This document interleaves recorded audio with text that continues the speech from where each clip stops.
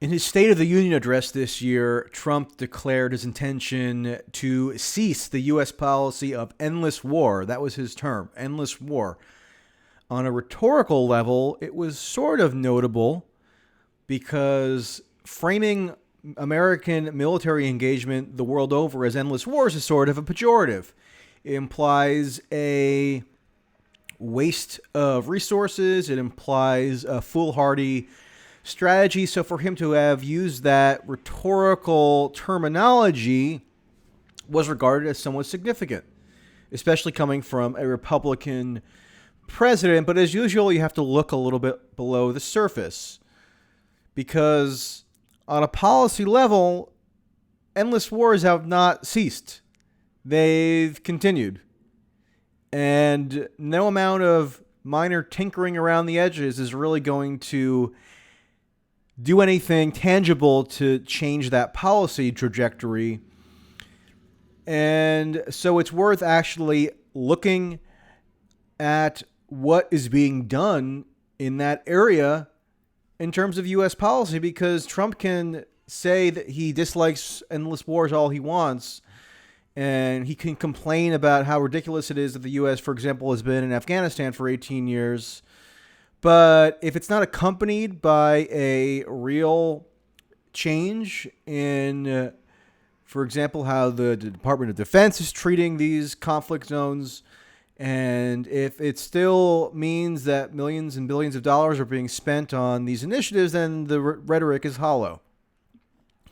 So, number one, there is a quote-unquote peace deal that's under negotiation between the U.S. and the Taliban.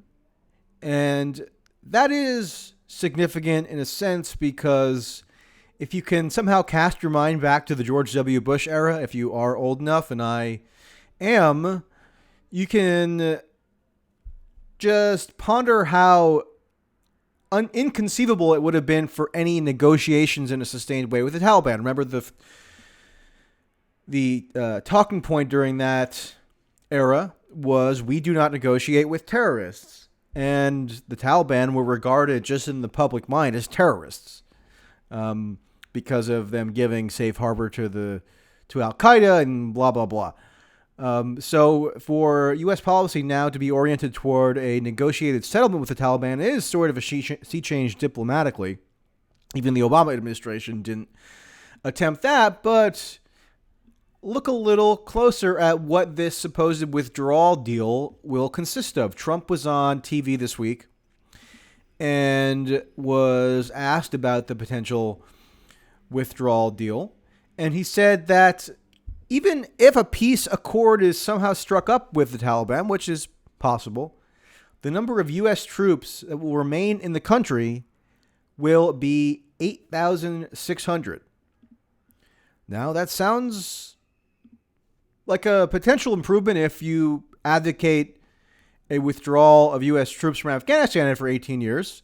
We are now about a week and a half away from the official 18-year mark, and there's going to be a lot of people pointing out, rightly, that after September 11th, 2019, you're going to have people who are of military age who were not born when 9/11 took place yet are eligible for service in Afghanistan, which is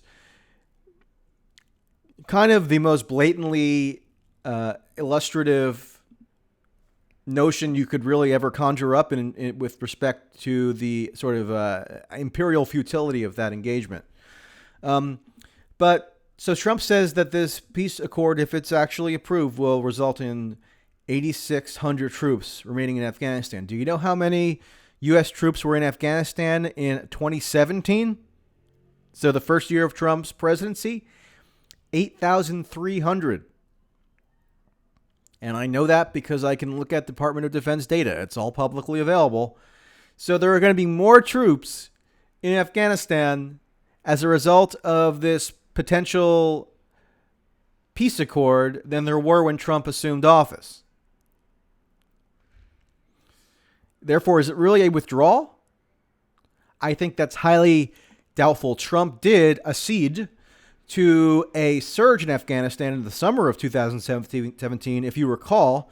And that was advocated by people like General Mattis, who was then the defense secretary, and a year and a half later resigned in a fit of pique because he didn't like Trump's general attitude with regard to NATO and Syria and such. And Mattis, as it happens, is back on the media circuit, having published an excerpt from his upcoming book in the Wall Street Journal, where he does this very mild, implicit critique of Trump's character.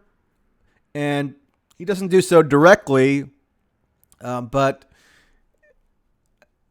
you think that if Mattis had such stark differences with Trump that it would lead to him to resign in the dramatic fashion that he did in December of last year, he would at least be a little more explicit about his criticisms of Trump, but he hasn't, and he kind of dresses up that reluctance as a soldier's duty and whatever. I don't buy it because Mattis was serving in a civilian role when he was defense secretary. He got a waiver that allowed him to become defense secretary because he hadn't been retired from active service for the requisite number of years that are usually needed for military personnel to serve in that role. So for him now to be kind of hiding behind the sheen of soldiers' detachment is, I think, doesn't hold up to scrutiny.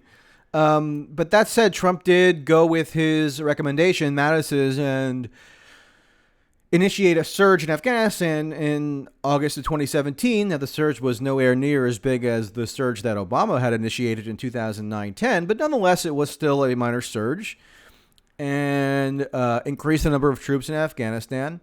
And so now Trump is going to go around probably claiming that he's withdrawing troops from Afghanistan and declaring victory when there are more troops there than when he got into office, which makes zero sense. You have troops being killed in Afghanistan right now at a semi-regular pace. There have been several in the past just few weeks, the most recent on August 29th. And, you know, how can anybody justify continued deaths by U.S. personnel in Afghanistan at this point? I don't think anybody can. Nobody's even really trying to make the case for how that's justified, which goes to show how intractable the momentum behind this interventionist project really is after all this time, that everybody just sort of accepts it as a fact of life that we're going to sustain casualties for the indefinite future. And you can call something a withdrawal when it's really not. Furthermore, General James Dunford, who's the chairman of the Joint Chiefs of Staff, gave one of his very rare press briefings. He hadn't done one in over a year, or approximately a year, and he did one this past week. And he was asked by the assembled press corps about the potential Afghanistan withdrawal. And here's what Dunford said. Quote, "I'm not using the withdrawal word right now." And he called the question, quote, premature. General Dunford, the chairman of the Joint Chiefs of Staff, is saying it's premature to talk about withdrawal from Afghanistan after 18 years. And he's not even using he rejects the concept of the word withdrawal even being applicable. So we're basically getting confirmation here that there is no withdrawal from Afghanistan forthcoming, no matter what the PR blitz is that might accompany this peace accord. And is it a positive step that there is peace negotiations with the Taliban? Sure. But if it's not coupled to any genuine withdrawal, then what's the point? I mean, at this point, there's every reason to believe that we're going to be in Afghanistan militarily for another 18 years. And it's already the longest war in U.S. history. Yet it just kind of recedes into the background and nobody pays it much mind after a while because it's just become so normalized, to use that cliche. Another sort of phony withdrawal that Trump has undertaken is with respect to Syria. You might recall that what precipitated Mattis's resignation in December of last year was Trump all of a sudden ordering on Twitter that he was ordering a full withdrawal from from Syria. And that caused Mattis to resign. Now, did that withdrawal from Syria ever come to pass? No, it did not. The Pentagon puts out quarterly figures for a U.S. Presence militarily in countries around the world, and you can go look up the latest figures, and there are still plenty of troops in Syria. So Trump sort of allowed his own order to be overridden, and apparently people told him that it would cause Syria to become a safe haven for terrorists or whatever, and that's why U.S. troops need to stay there indefinitely in a training and advisory mission, even though that they are still subject to combat fatalities, notwithstanding that ostensible training and advisory role. That's always sort of just a pretext to allow them to stay there indefinitely and not have people raise suspicion about what they're actually doing.